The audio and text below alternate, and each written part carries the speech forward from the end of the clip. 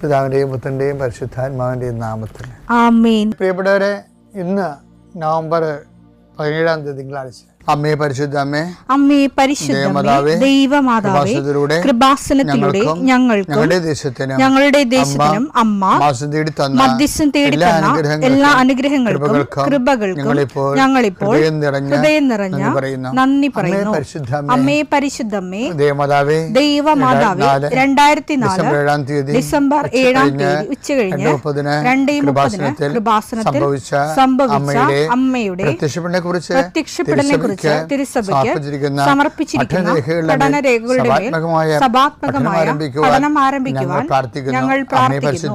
അമ്മേ പരിശുദ്ധമേ, ഭൂസ്വർലോകങ്ങളുടെ രാജ്ഞിയായ അങ്ങേയ്ക്ക് ഭൗമസംരക്ഷണത്തിനായി പ്രപഞ്ചപ്രകൃതിയെ തന്നെ തിരുസഭ പ്രതിഷ്ഠിക്കുവാൻ ഈ പ്രത്യക്ഷീകരണം വഴി ഇടയാക്കണമേ. പരിശുദ്ധമേ, ജപമാല മാതാവേ, സകല കൃപാസനം പ്രാർത്ഥനയോടും ചേർത്ത് ഞങ്ങളിപ്പോൾ പ്രാർത്ഥിക്കുന്ന ഈ കുടുംബത്തിന്റെ പ്രത്യേക നിയോഗം പറ മക്കളെ.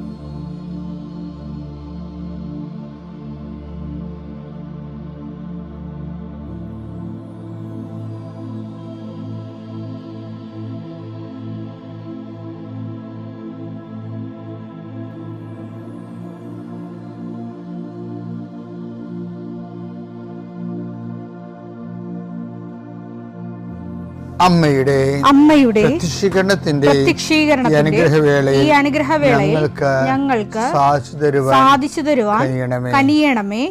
ആമേൻ. വിശ്വാസ പ്രമാണം. സർവശക്തനായ പിതാവും ആകാശത്തിന്റെയും ഭൂമിയുടെയും സൃഷ്ടാവുമായ ദൈവത്തിൽ ഞാൻ വിശ്വസിക്കുന്നു. അവിടുത്തെ ഏകപുത്രനും ഞങ്ങളുടെ കർത്താവുമായ ഈശോമിശിഹായിലും ഞാൻ വിശ്വസിക്കുന്നു. ഈ പുത്രൻ പരിശുദ്ധാത്മാവിനാൽ ഗർഭസ്ഥനായി കന്യകാമറിയത്തിൽ നിന്ന് പിറന്ന് പൊന്തിയോസ് പീലാത്തോസിന്റെ കാലത്ത് പീഡകൾ സഹിച്ച് കുരിശിൽ തറയ്ക്കപ്പെട്ട് മരിച്ച് അടക്കപ്പെട്ട് പാതാളങ്ങളിൽ ഇറങ്ങി മരിച്ചവരുടെ ഇടയിൽ നിന്ന് 3-ാം നാൾ ഉയർത്ത് സ്വർഗത്തിലേക്ക് എഴുന്നള്ളി സർവശക്തിയുള്ള പിതാവായ ദൈവത്തിന്റെ വലതുഭാഗത്തിരിക്കുന്നു. അവിടെ നിന്ന് ജീവിക്കുന്നവരെയും മരിച്ചവരെയും വിധിക്കുവാൻ വരുമെന്നും ഞാൻ വിശ്വസിക്കുന്നു. പരിശുദ്ധാത്മാവിലും ഞാൻ വിശ്വസിക്കുന്നു. വിശുദ്ധ കത്തോലിക്കാ സഭയിലും പുണ്യവാന്മാരുടെ ഐക്യത്തിലും പാപങ്ങളുടെ മോചനത്തിലും ശരീരത്തിന്റെ ഉയർപ്പിലും നിത്യമായ ജീവിതത്തിലും ഞാൻ വിശ്വസിക്കുന്നു. ആമേൻ.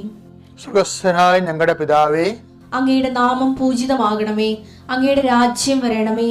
അങ്ങയുടെ തിരുമനസ് സ്വർഗത്തിലെ പോലെ ഭൂമിയിലും ആകണമേ. അന്നു വേണ്ടുന്ന ആഹാരം ഇന്ന് ഞങ്ങൾക്ക് തരണമേ. ഞങ്ങളോട് തെറ്റ് ചെയ്യുന്നവരോട് ഞങ്ങൾ ക്ഷമിക്കുന്നത് പോലെ ഞങ്ങളുടെ തെറ്റുകൾ ഞങ്ങളോടും ക്ഷമിക്കണമേ. ഞങ്ങളെ പ്രലോഭനത്തിൽ ഉൾപ്പെടുത്തരുതേ, തിന്മയിൽ ഞങ്ങൾ രക്ഷിക്കണമേ. ആമേൻ. നന്മ നിറഞ്ഞ മറിയമേ, സ്വസ്തി. കർത്താവ് അങ്ങയുടെ കൂടെ സ്ത്രീകളിൽ അങ്ങ് അനുഗ്രഹിക്കപ്പെട്ടവളാകുന്നു. അങ്ങയുടെ ഉദരത്തിൻ ഫലമായി ഈശോ അനുഗ്രഹിക്കപ്പെട്ടവനാകുന്നു. പരിശുദ്ധ മറിയമേ, തമ്പുരാന്റെ അമ്മേ, പാപികളായ ഞങ്ങൾക്ക് വേണ്ടി ഇപ്പോഴും ഞങ്ങളുടെ മരണസമയത്തും തമ്പുരാനോട് അപേക്ഷിക്കണമേ. ആമേൻ. കർത്താവേ, നിന്റെ ഉന്നതമായ നാമത്തിന് സ്വസ്ഥം ചെയ്യുന്നു. കർത്താവേ, നിന്റെ വിശുദ്ധ പൗരോഹിത്യത്തെ മഹത്വപ്പെടുത്തണമേ. കർത്താവെ, സഭയിലുള്ള സാന്നിധ്യം ദൃഢമാക്കണമേ. 39 വർഷം ഞാൻ അർപ്പിച്ച കൃപാന്റെ യുഗതിയായി കൃപാസ്ഥാന ജീവനോടെ പ്രത്യക്ഷപ്പെട്ട മാതാവിൻ്റെ മാധ്യസ്ഥയിൽ അത്താറയിൽ നടന്ന 10,000-കണക്കിന് ആരാധന ശക്തിയാൽ കൃപാസനത്തിൽ നടന്ന റാലിയുടെ ലക്ഷക്കണക്കിന് ജപമാല പ്രാർത്ഥനയുടെ ശക്തിയാൽ അങ്ങയുടെ മക്കൾക്ക് വേണ്ടി പ്രാർത്ഥിക്കുന്നു. പ്രത്യേകിച്ച് പ്രാർത്ഥനയിൽ തളർന്നു പോയവരെ, പ്രത്യേകിച്ച് പ്രാർത്ഥനയിലെ ബലം നഷ്ടപ്പെട്ടു പോയവർ, അവരുടെ ജീവിതത്തിന് സങ്കടങ്ങളും ദുരിതങ്ങളും കാരണം പ്രാർത്ഥിക്കാൻ പോലും മനസ്സ് തോന്നാത്തവർക്ക് ഈ പ്രാർത്ഥന കൊണ്ട് ഞാൻ നിന്നെ ആശീർവദിക്കുന്നു. നിൻ്റെ വഴികളിൽ അഹറോൻ്റെ ഉണക്ക ബദാം കമ്പ് പച്ച പിടിച്ചതുപോലെയും കായ്ച്ചതുപോലെയും പൂത്ത് കായ്ച്ചതുപോലെ ദൈവതരെ ഈ ആശീർവാദ സമയം നിൻ്റെ നഷ്ടപ്രതീക്ഷകൾ പൂവണിയുകയും നീ വേണ്ടെന്ന് വെച്ച് അവസാനിപ്പിച്ച എല്ലാ കാര്യങ്ങളുടെ മേൽ കർത്താവ് പുതിയ മുളകൾ നിനക്ക് മുളപ്പിച്ചു തരികയും നീ നിന്നുപോയ കാര്യങ്ങൾ, നീ വേണ്ടെന്ന് വെച്ച് തള്ളിക്കളഞ്ഞ കാര്യങ്ങളുടെ മേൽ ദൈവം നിനക്ക് പുതിയ പ്രത്യാശ നൽകാൻ വേണ്ടി ഞാൻ ആശീർവദിക്കുന്നു.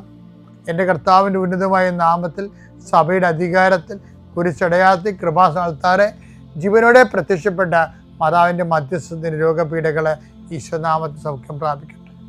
കഴിഞ്ഞ ദിവസം നമ്മുടെ കൃപാസനത്തിൽ രസകരമായ സാക്ഷ്യം ഉണ്ടായിരുന്നു. അപ്പോൾ ഒരു കേസാണ്, കോടതി കേസ്. അപ്പോൾ വക്കീൽ പറഞ്ഞു ഈ കേസ് ഞാൻ വാദിക്കണില്ല എന്ന് പറഞ്ഞു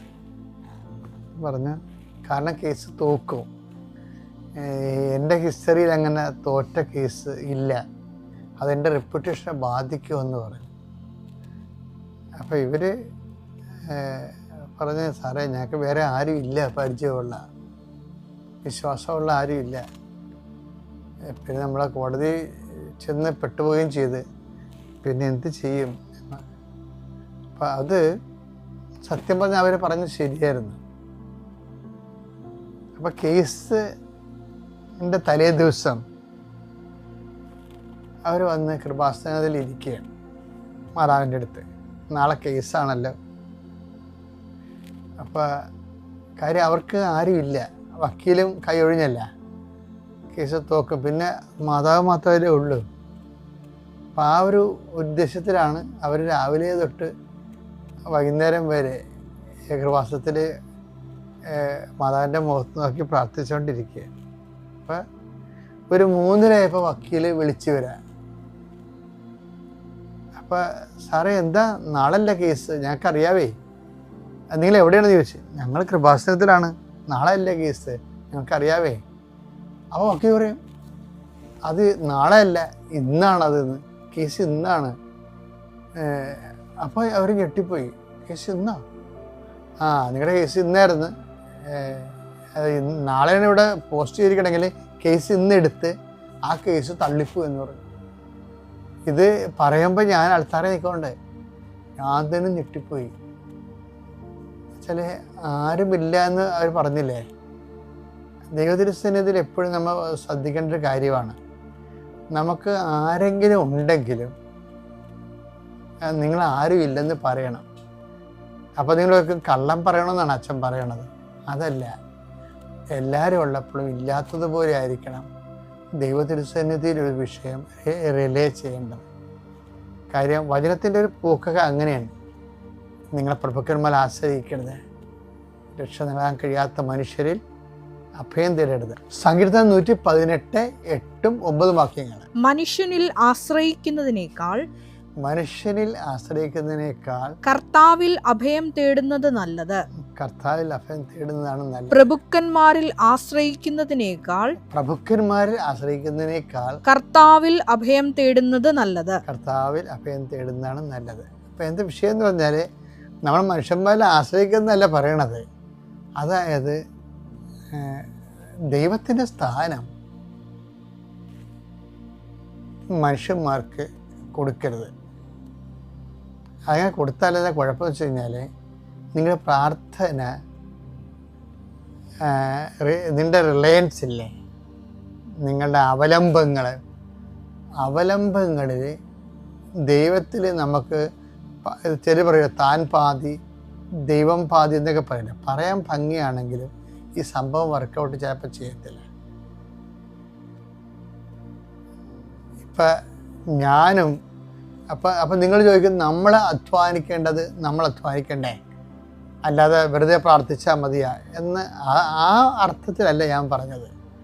മറിച്ച് നമുക്ക് ഈ കഴിവുകളൊക്കെ ഉണ്ടെങ്കിലും അതെല്ലാം തന്ന ദൈവം. അപ്പോൾ ദൈവത്തെ റിലേ ചെയ്യുമ്പോൾ നമുക്ക് ഭാഗികമായിട്ട് ചെയ്യാൻ പറ്റത്തില്ല. അതാണ് ഞാൻ ഉദ്ദേശിച്ചത്. ഭാഗികമായിട്ട് ചെയ്യാൻ പറ്റത്തില്ല. ദൈവത്തെ റിലേ ചെയ്യുമ്പോൾ നമ്മൾ താൻ പാതി ദൈവം പാതി എന്ന് പറയുമ്പോൾ ദൈവം നമ്മളൊരു ദൈവമായിട്ട് അവിടെ വരികയല്ലേ. അങ്ങനെ പറ്റത്തില്ല. അത് അപ്പോഴേ ഉള്ള കുഴപ്പമെന്ന് വെച്ച് കഴിഞ്ഞാൽ അത് നമ്മളറിയാതെ മറ്റൊരു ദൈവമായിട്ട് ഡെവലപ്പ് ചെയ്ത് വരും. അതുകൊണ്ടാണ് ബൈബിൾ എപ്പോഴും പറയണത്, ഞാനല്ലാതെ മറ്റൊരു അവലംബം നിങ്ങൾക്കുണ്ടാവരുതെന്ന്.